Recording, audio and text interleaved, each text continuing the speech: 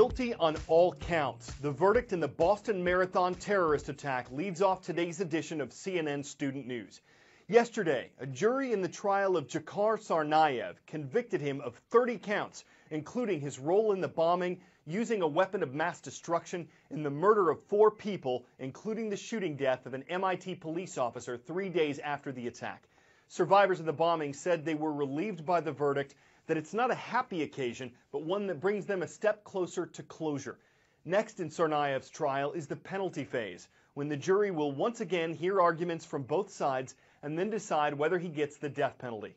It's been nearly 2 years since a terrorist attack rocked the finish line of the iconic Boston Marathon and shook the city to the core. Now, after a month of testimony from dozens of witnesses, the vast majority for the prosecution, a federal jury has reached a decision. But it's their next move that will mean life or death for 21-year-old Dzhokhar Tsarnaev. Tsarnaev faced 30 federal charges related to the events of April 15, 2013, when 2 pressure cooker bombs exploded near the marathon's finish line, killing 3 people and injuring about 260, and the days-long manhunt that followed. With the death penalty attached to 17 of those charges, attorneys mounting Tsarnaev's defense focused less on guilt or innocence, but more on his degree of involvement. The defense sought to portray Tsarnaev as a college student influenced and manipulated by a radicalized older brother, 26-year-old Tamerlan, who was killed in a shootout with police days after the bombing. But the prosecution argued the younger Tsarnaev was a willing partner in the attacks and helped choose a day when people would crowd Boston streets. The same jury will deliberate Tsarnaev's sentence, life in prison without parole or death. The jury must vote unanimously for a death sentence. In Boston, I'm Chris Welch.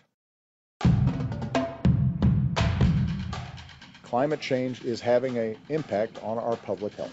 We know that in addition to the adverse impacts that may have when it comes to more frequent hurricanes or more powerful storms or increased flooding, we also know that it has an impact on public health. It's a new approach from the president in talking about climate change. Previously, he's pushed Congress and taken executive action to limit greenhouse gas emissions in the U.S. The president and most climate scientists say these gases are the reason why the Earth's average temperature has risen 1.4 degrees over the last century.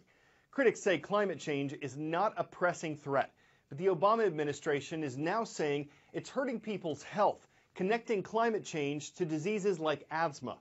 H. Sterling Burnett, an environment and energy policy researcher in Chicago, says linking climate change to health problems in children is, quote, the worst form of hype. A recent Gallup poll found that climate change is not a top environmental concern of most Americans. Last week, we reported on a major agreement between Iran and several other countries, including the U.S., about Iran's controversial nuclear program. President Obama says it'll prevent Iran from building a nuclear weapon. In exchange, other nations will remove their sanctions that have stifled Iran's economy. But some international concerns have been raised about this agreement, and it's months away from being finalized, if it's finalized. The proposed nuclear deal with Iran is a landmark diplomatic achievement. It goes a lot further than many were expecting. But a final agreement still faces many substantial hurdles. First, on Capitol Hill. Lawmakers on both sides of the aisle are demanding the right to review any agreement, and they're already drafting bipartisan legislation to do just that. President Obama and his advisors recognize they may have to cede that power to Congress. Second, hardliners inside Iran. Iran's supreme leader, Ali Khamenei, may have endorsed the nuclear negotiations, but hardliners are already marshaling opposition to a deal with a country they still see as the Great Satan.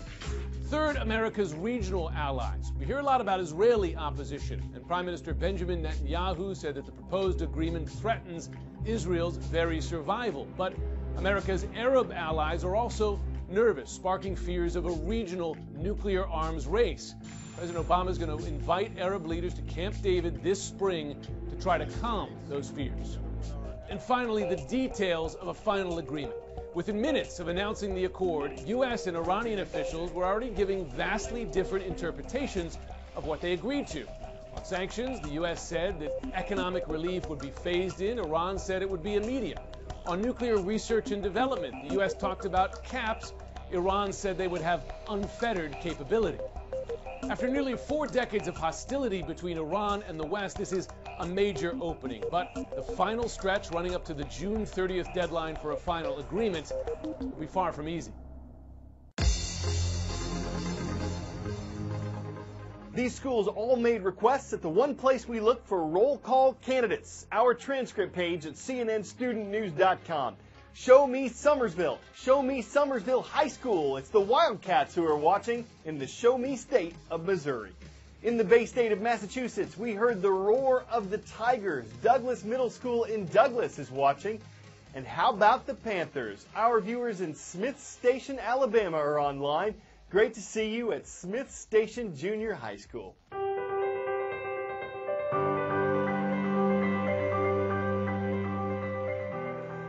In Miami, Florida, it's estimated that a third of those who are living in poverty are under 18 years old. Dropout rates are high in many schools. After-school programs are being eliminated. But according to the organizer of Guitars Over Guns, the program has dramatically turned things around for more than 225 students. It's why he's a CNN hero and a study in character. As a kid, I struggled a lot with self-esteem and bullying and that desire to fit in. When I found trombone, music became the place that I could do that. As a professional musician, the disappearance of music in schools concerns me because I would be lost without music. Guitar Over Guns will be meeting today. Please be on time and ready to rock. Our program offers free after-school programming to at-risk middle schoolers. Music is the most important tool we have in reaching these kids. Guys, if you could please finish up with the grades and go to the instruments. In the classroom, we split the program up in 30-minute chunks.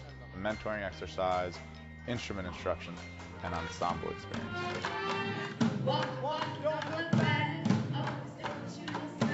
Our mentors are professional musicians. We build relationships. How's everything? We get to know their families and what their lives are like at home. A lot of times, these kids only see to the end of their block. We like to give them exposure to the rest of the world. Over there is where we're going to be recording vocals. The best part about our program is watching these kids really transform. Before the program, I really wouldn't think that I would be in the studio. You're a little bit off timing. But now, I probably could do medicine, I could do music. I probably could even be like a teacher. You want to punch in the ending? Without this program, I'd either be in jail or dead.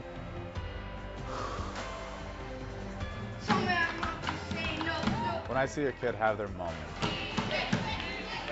it makes you realize that we're doing work that matters. Choose your sound!